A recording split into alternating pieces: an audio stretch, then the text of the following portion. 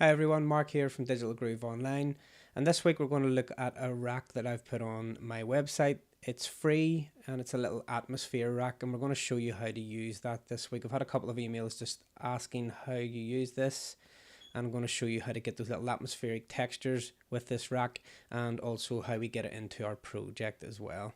So I've downloaded it. Just go to my desktop here. It's this little simple ambience pack here, or rack, sorry. I'm going to drag that in and we're going to drop it onto Audio 3. There's two buttons on it, and it's this top button here which creates the ambience the more we push it to the right hand side, and the stereo one below that, which will either have it in stereo or in mono if you pull it back to 0. I just like to leave it on stereo because I generally use this on vocal atmospheres or pads or strings or things like that there. And we can create these little frozen loops of reverb because basically that's all it is. It's quite a simple rack, but as I say, it does speed up your workflow. And if you're interested in getting your hands on it, you can go to the website digitalgrooveonline.com, or the link will be in the description, and it's under free stuff.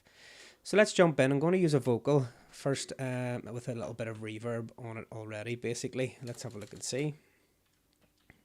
Just type in vocal here, and go to your sample packs, and I'll maybe look at something dry. Let me see. Maybe I can light and dark. Yeah, we'll do something like that. I'm going to drag it into the channel here, and we're going to put on a reverb.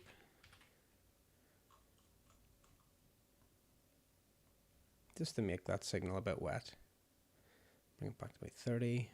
Pop a low cut in there. Pop the decay up to maybe 4 or 5. Let's have a listen to it on its own, but we'll bring this pad back to 0. That means there's nothing actually being affected at the minute. So we'll bring this back to 0, and we'll just hear it as it is with the reverb. Light and dark. So that's okay. So what I'm hoping to do is when I hear a nice part of the vocal of the sample that we're feeding through that, we're going to pop that up to 127. And that should give us this continuous loop of frozen reverb. So let's try that out and we'll see. Light and dark.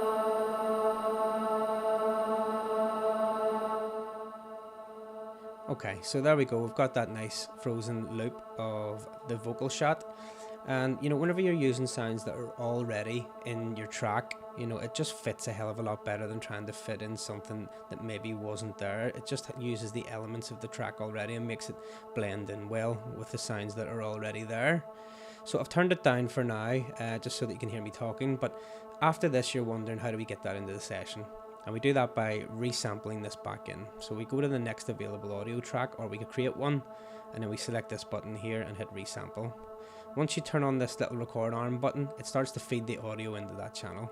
Now, one thing to consider is if you've got 20 channels there and you've got more of a full track and you're doing this little bit towards the end, what you want to do is just solo this channel with the audio and hold down control and solo the one beside that. Basically, the system, whenever you're in resampling mode, listens to everything that's coming through the project, so you don't want to bring in your drums and everything else, you know. So we just solo this one and solo the record, and that will just isolate that actual sound that we're working with at the minute. Okay, once we've got the record arm on and we've got the resampling turned on here, we're going to hit the record button, and that's going to record. If I double click this now, that's going to record in the background here the sound that you're listening to, that little atmospheric texture. Okay, so we'll get about 20-30 seconds of it, maybe 15-20 seconds, sorry. And then what we're going to do is we're just going to hit the space bar to stop that, and you'll notice that this just keeps playing. So what we're going to do to fix that is go over to the channel and pull back this pad. Okay, and we're going to take this off. I'm actually going to disable that now because we don't need to listen to it, and we'll turn off the record arm as well. So what we're going to do then is hit play, and we should be able to hear that little atmosphere now coming back in. So you can hear that sample that we've recorded back into our project. Now we can turn that up as well by getting in here and just popping the gain up. Okay, or we can go to the section here and put a utility on it.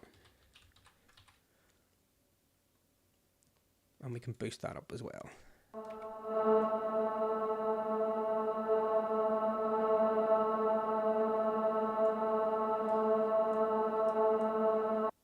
Okay, so now that we've got that in, we can do a couple of things. We can put an EQ on it.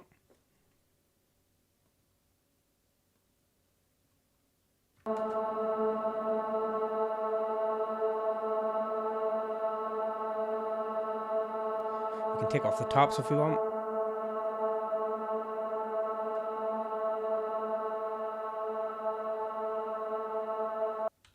We can put an auto pan on it.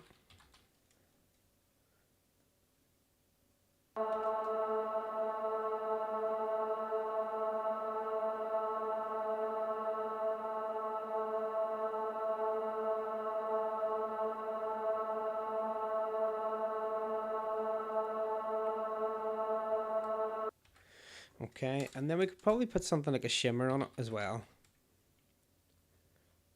Let me see if I'll have a shimmer or a long reverb, just a normal reverb unit as well.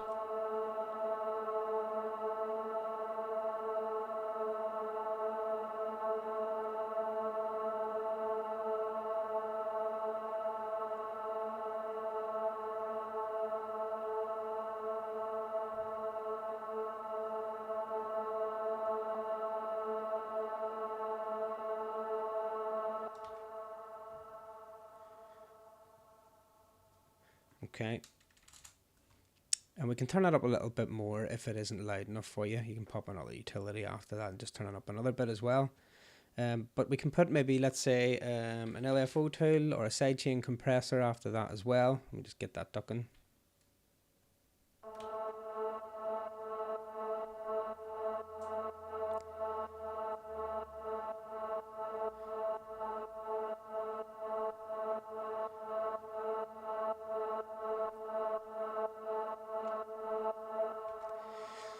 Okay, so within a couple of minutes there, we've taken a vocal sample in, put a little reverb after it, and then used the little rack just to feed the audio into, and then froze that by pushing it to the right hand side. From there we then recorded it into the audio channel and resampled it back in, but you can really do anything you want after that. We've turned it up, we've EQ'd it a little, put auto pan on it, but you can put distortion on it, you can put delay on it, you can do all the different things, experiment with it and create all these little different textures for your tracks. You can use simple things like a snare with a nice long tail and a bit of reverb on it, and you can record that back in. You can use Foley samples, you can use anything you want really. You can even use something like an arpeggiator and do that, and you get this little chord effect. I mean, I've just used a vocal sample just as a reference there, but really use all different types of audio and capture those little frozen bits of reverb and pop them into your track. Just make sure the samples that you're using are all in key and work together, and you start to create this little melodic atmospheric bed for your tracks as well.